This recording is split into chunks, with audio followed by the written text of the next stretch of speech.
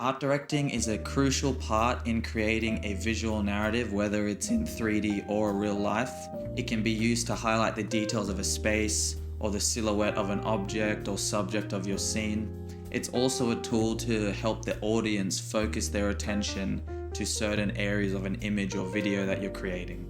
In today's video, we're going to go over how I art directed the lights in this scene in Unreal Engine 5.1. I didn't use any HDRIs, pretty much just rectangular lights, just to exaggerate how good the real-time feedback is, as well as light painting in Unreal.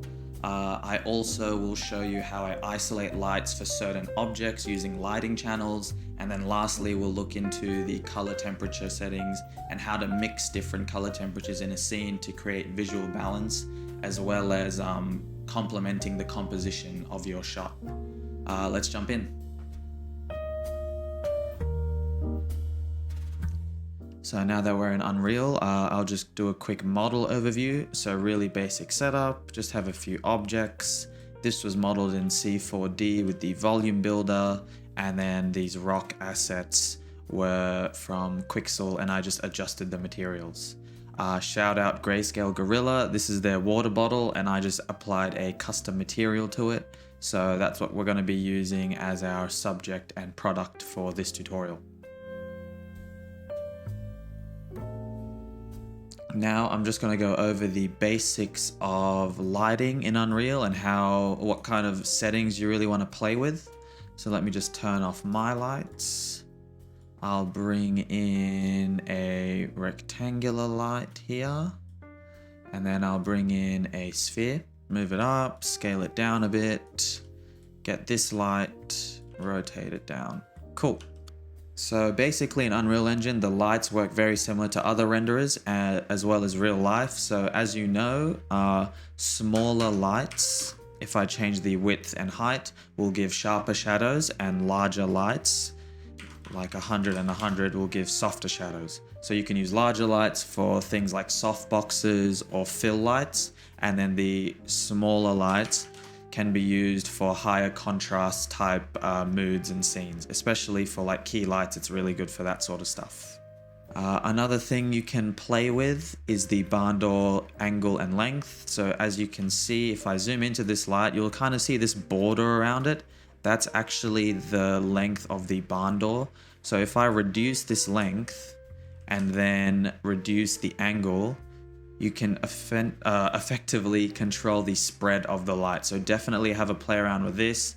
This is really cool for that sort of high contrast style lighting. You could then increase the height, make the width smaller, and really get some dramatic scenes going on, and definitely use this to your advantage. Another thing you can do is, if I just default these out, you can play with the attenuation radius, which effectively gives you control of the fall off of the light. So this is a really nice and quick way to visually see where your fall off begins and ends, and also lets you mix different lights together really easily. So if I just copy this light over, rotate it, make this right light a warm temperature like 4000.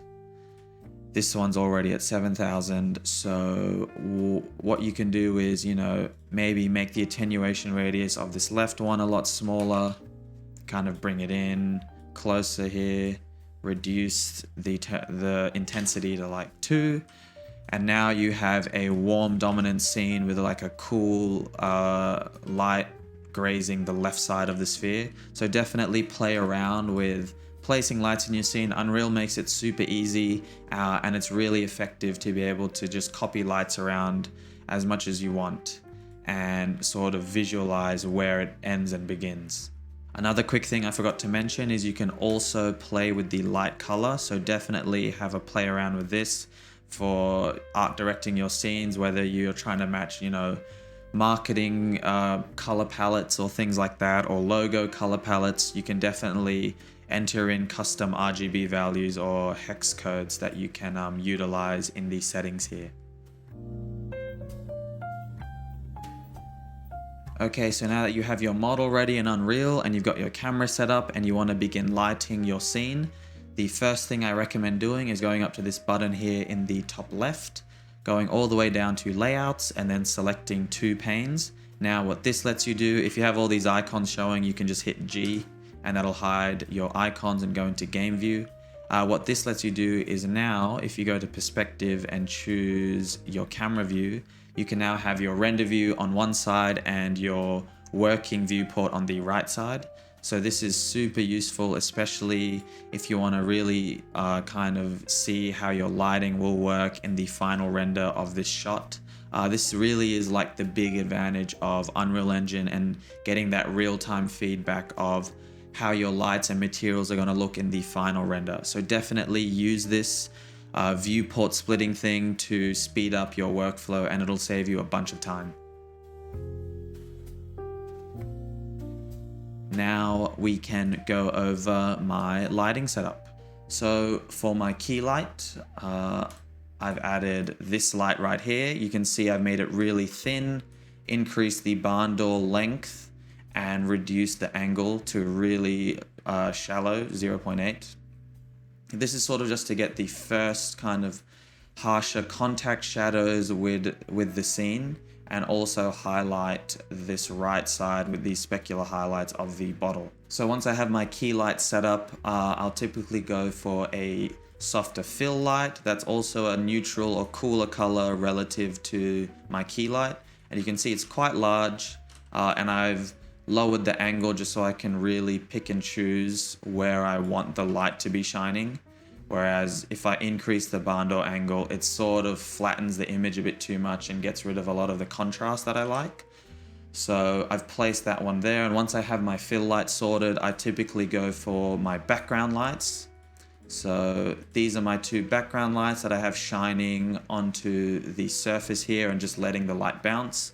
I have this one that's much smaller and a bit brighter, just so I kind of create that hot spot on the top right, and it's bleeding down from top right to bottom left, which is sort of the same angle as this bottle.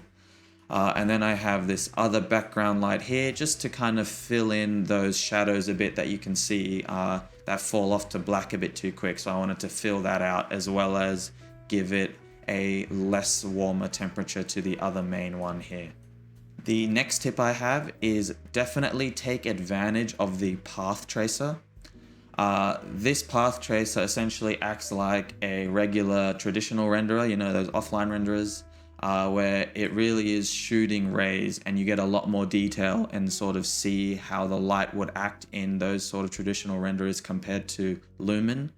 So a great method, if you hit F11, you can full screen your viewport and use the path tracer to see where the details and shadows are, and then go back to your lit mode and sort of kind of compare like where you're losing detail, and then choose where you want to add detail. So I feel like in this path tracing especially, I really like the sort of details and highlights I'm getting on this left side.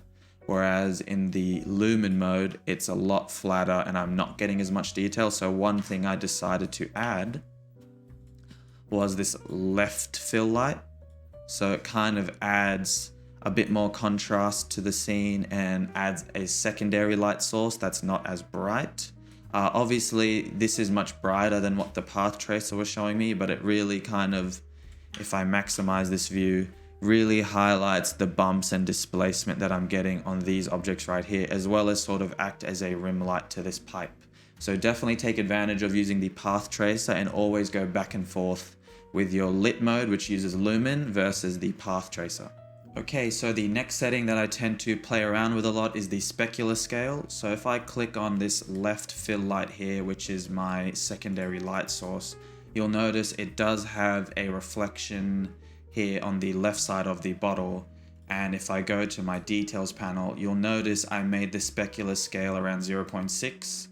So if I default it back to 1, you'll notice that it feels a little strong, at least to me, and I really want my reflections to be focused on the logo and the key light on the left. So this is where I kind of reduced it to that 0.6-ish range.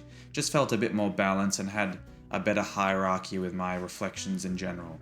The next light that I did that on was my logo light. So I halved it This is it at 1. Not a major difference, but I just kind of felt it looked a bit better at 0.5, especially with how it affects the bottle cap. So definitely play around with your specular scale setting. This lets you control the intensity of your reflections and how your lights affect the subject of your scene.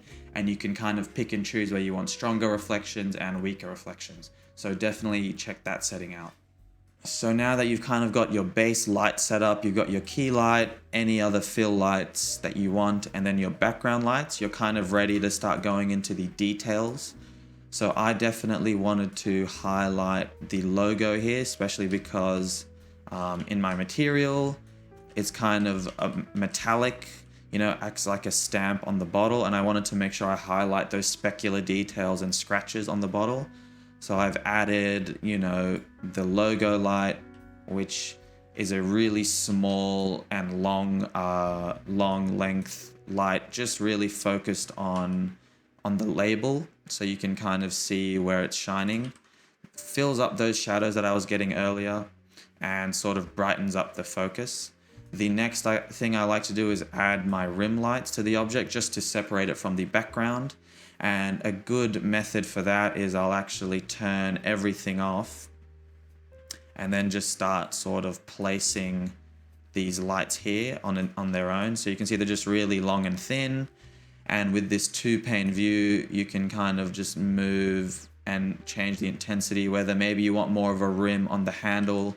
I kind of just wanted it on the silhouette, on the sides of the bottle, and just sort of have a few rim highlights on the handle. And then you can turn on your background lights and play with the intensity and see like what's a good medium to separate it from the background. So I just found 20 was a good medium. Play with different color temperatures and see what works for you. So this is kind of where you start adding the details. Now I'll just start turning on the rest of my lights, and you can see this is kind of where I landed, and I just felt like the key light wasn't doing enough for me, and I liked the highlights it was giving me, but it still wasn't strong enough. So this is where I decided to bring in a spotlight, and I just really liked how it kind of really gave the feeling of a window being opened or some sort of major light source on the right side of the image. And it also helped a lot with these rocks here in the foreground. As you can see, if I toggle it on and off, it sort of just brings out little highlights in the rocks and kind of also adds a few more detail shadows where this cut is being made, and as well as the rocks behind the bottle. And you can definitely also add, smaller lights here like this one to highlight little props in your scene, and I definitely recommend doing that. So now let's move on to lighting channels. Lighting channels are a great tool in Unreal, especially when you're trying to pick and choose where you want your lights to be used. So let me do another example here. I'll grab a sphere again, bring it up, scale it down, bring in a light. Cool. And then let me go out of game mode, shine the light there. So currently, if I select my light, type in channel, you'll see it's on lighting channel 0. And if I select my sphere is also on lighting channel 0. However, if I turn off channel 0 and then do channel 1, you'll notice now this light is not projecting any light onto the sphere at all. The only light it's receiving is this bounce lighting, and of course the shadow is still being projected. And if you also want to exclude the shadow, you can just turn off cast shadow, and now this light is completely excluded from this rectangular light. So if I turn this shadow back on and type on channel, I'll now go back to the light. I can turn off channel 0, turn on channel 1, and now this light only emits onto objects on channel 1. So you can already imagine how important this could be, especially when lighting specific details in your scenes that you want to maybe catch some specular highlights on without ruining the rest of your objects. So really strong feature. You can like toggle in multiple lights, especially you know, if you have a group of lights and you want them to be affected by channel 0 and 1. In my scene, I actually used channel lights in the rims.